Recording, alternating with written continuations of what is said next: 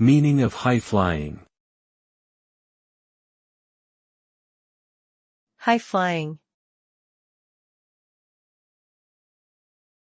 High-flying. High-flying.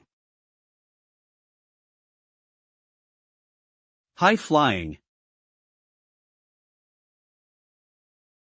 The phrase high-flying is often used to describe someone or something that is ambitious, successful, and soaring to new heights.